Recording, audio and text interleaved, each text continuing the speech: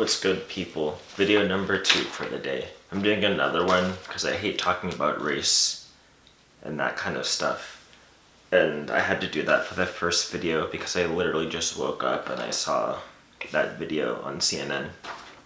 So the regularly scheduled script for today was this: why do the elders have to compete with the youth of today?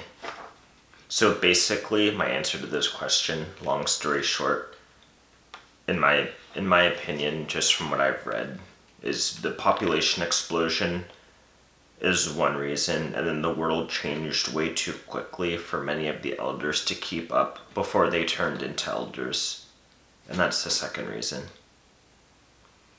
So basically those two things, and those are pretty profound if you just sit there and think about them. And I'm not going to talk about all of what this means. I'm just going to discuss, because that would take years literally. I'm just going to talk about how I came to this conclusion from my own journey up to this point at 24 years old. So, okay, I'll get started. So this is actually one of the biggest reasons I went MGTOW. Not the only one, but one of the biggest ones. And this was actually prior to me getting red-pilled. So I got red-pilled in 2020 when COVID happened and the lockdowns happened. And then I spent a bunch of time on the internet wondering how this all happened. But to be honest, I was actually MGTOW before I was red-pilled, if that makes sense. And that was due to completely different reasons than the dating market. And one of the reasons was this. So yeah, one of the reasons was that when I was in university, I noticed that in all the fields I was interested in, most of these fields were actually healthcare at the time. So pharmacy, being a doctor, dentistry, things like that. Actually, those were the main three. There was a lot of older and younger workplace competition. Older versus younger workplace competition that I noticed. And to me, this was, or in general, this was a strange and non-discussable phenomenon. But everybody knew it was happening. So I am in a relatively populated area of California. So that might have affected my experience because, you know, the higher the population, the more competition it is for work and all that stuff.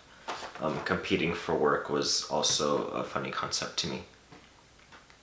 But in order to compete with decades of experience, the young professionals would often have to get another 2 or 3 degrees or certifications after doing all that schooling and getting their initial professional healthcare degrees. So many of my friends are actually still in this process now.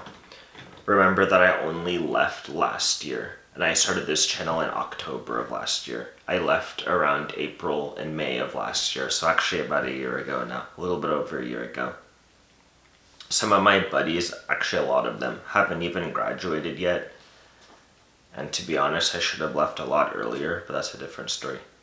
Before I could leave with confidence, I had to get to the bottom of why there was so much of this awkward competition and degree inflation, we'll call it that, where you have to get another 2 or 3 degrees just to be competitive against the elders and even against your own cohort.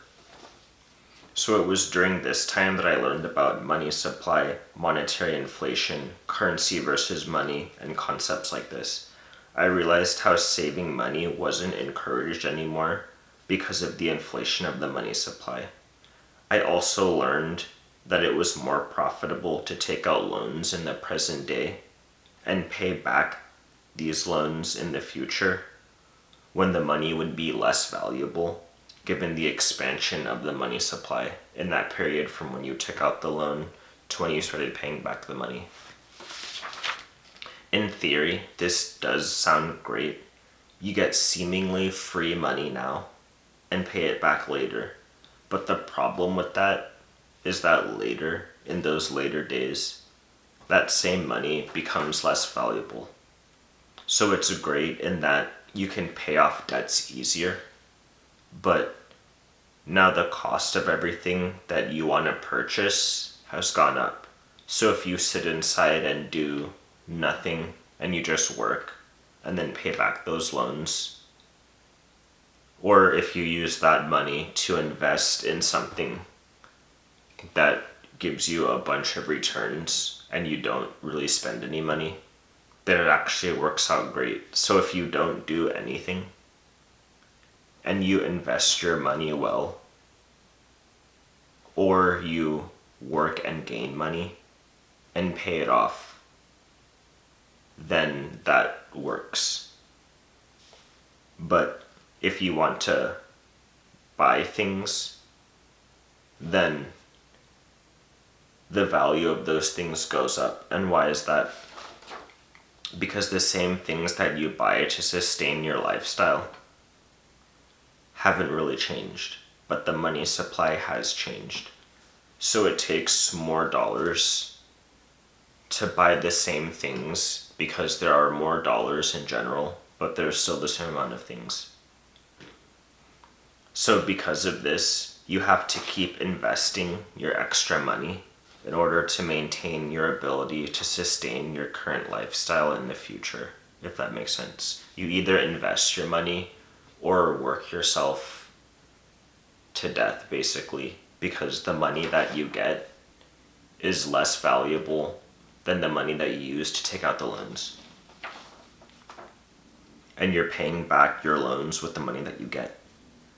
Okay, so hopefully that's not confusing. If you watch this channel, then you probably already know about most of that stuff. You know about money supplies and all that garbage, so I won't, and I talked about it enough on this channel, so I won't, I'll just move on. So, okay, fair enough. Invest your money. So how do you do that? Well, it turns out that for the average person over the past few decades, the best investment vehicles have been long games. So this means that you put your money in and you don't take it out for years, like things like the stock market or things like a bond. So maybe you can get dividends along the way depending on what you're interested in, like dividend paying stocks, for example. So this means you must keep working to make money just to place that money into an investment vehicle and hope that that investment vehicle multiplies your money faster, or at least goes at the same rate of the overall multiplication of the supply of money in general in the economy. So if you succeed in doing this, you either maintain or you grow your purchasing power. And if you don't, then you lose your purchasing power. So many people actually didn't do this, or they did it poorly, because their previous generations had been accustomed to making and saving money. So this kind of system was kind of new to a lot of the people who we call our parents and their parents, or our parents and our aunts and uncles and things like that. So the people that did this successfully, many of them still found themselves working because they wanted to buy things and have a nice life and all that stuff that they grew up thinking that was portioned for them. But the price of everything they wanted to buy actually went up over time. So they found themselves working continually because they were buying things with less valuable dollars, if that makes sense, and paying off their loans with those less valuable dollars.